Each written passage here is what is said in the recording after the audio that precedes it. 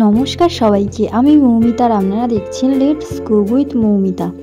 পোলাও তো আপনারা অনেক রকমভাবে বানিয়েছেন, তবে একবার এমনভাবে আমসত্ত্ব পোলাও বানিয়ে দেখতে পারেন, দারুণ লাগবে। আর এই পোলাও বানানোও খুব সহজ, অল্প কয়েকটা উপকরণেই বানিয়ে নেওয়া যায়। তো চলুন এই আমসত্ত্ব পোলাওয়ের রেসিপিটা দেখে নেওয়া যাক।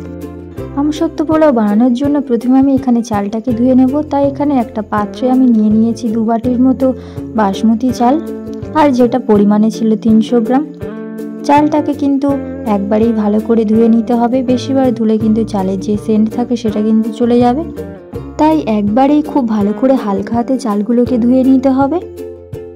তো দেখুন চালগুলো আমার ভালো করে ধুয়ে নেওয়া হয়ে গিয়েছে। এরপর জলটাকে আমি ফেলে দেব, আর এই চালের মধ্যে আরও কিছুটা জল দিয়ে আধ ঘন্টার জন্য ভিজিয়ে রাখতে হবে।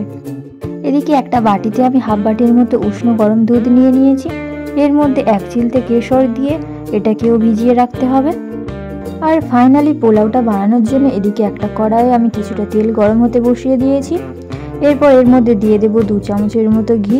আপনারা চাইলে পুরো পোলাওটা ওই ঘিতে বানাতে পারেন। এরপর কিছুটা কাজু বাদাম দিয়ে কাজু বাদামটাকে হালকা ভেজে নেব। কাজু বাদাম খুব বেশি ভাজার প্রয়োজন নেই, হালকা লাল হতে শুরু করলে কাজু বাদামগুলোকে তুলে নেব। এরপর ওই ঘিয়ের মধ্যে দিয়ে দেব ভিজিয়ে রাখা চালগুলো, আর দিয়ে দেব 1 চামচ আদা ও কাঁচা লঙ্কা বাটা, আর দিয়েছি এখানে 2টো তেজপাতা, 1 টুকরো দারচিনি, 2টো এলাচ আর 1টা লবঙ্গ, আর দিয়ে দেব হাফ চা চামচের মতো গুঁড়ো লঙ্কা। আপনারা চাইলে যখন তেল আর ঘিটা গরম করেছিলাম সেই টাইমেই গোটা গরম মশলাগুলো দিয়ে দিতে পারেন। এরপর খুব ভালো করে চালটাকে ভেজে নিতে হবে। চালটাকে আমার খুব ভালো করে ভেজে নেওয়া হয়ে গিয়েছে। এরপর যে বাটিতে আমি চাল নিয়েছিলাম সেই বাটির ডবল পরিমাণে দিয়ে দেব জল। যেহেতু আমি 2 বাটি চাল নিয়েছিলাম তাই এখানে দিয়ে দেব 4 বাটির মতো জল। আর এই জলের পরিমাণটাই কিন্তু মেন। এরপর দিয়ে দেব স্বাদ মতো লবণ।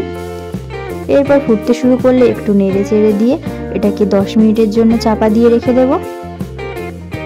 পুরো 10 মিনিট পর দেখুন জলটা কিন্তু পুরোপুরি শুকিয়ে গিয়েছে। এরপর হালকা হাতে একটু নেড়ে চেড়ে নিয়ে যে কেশরটা দুধে ভিজিয়ে রেখেছিলাম সেই দুধটা দিয়ে দেব। আপনারা চাইলে এই দুধটাকে কিন্তু স্কিপও করতে পারেন, তবে দুধটা দিলে কিন্তু পোলাওয়ের টেস্টটা আরও ভালো হয়। এরপর দিয়ে দেব স্বাদ মতো চিনি। আপনারা পোলাওটা যতটা মিষ্টি করতে চান সেই অনুযায়ী চিনিটা দিয়ে দেবেন। আর দিয়েছি হাফ চা চামচের মতো গরম মশলা।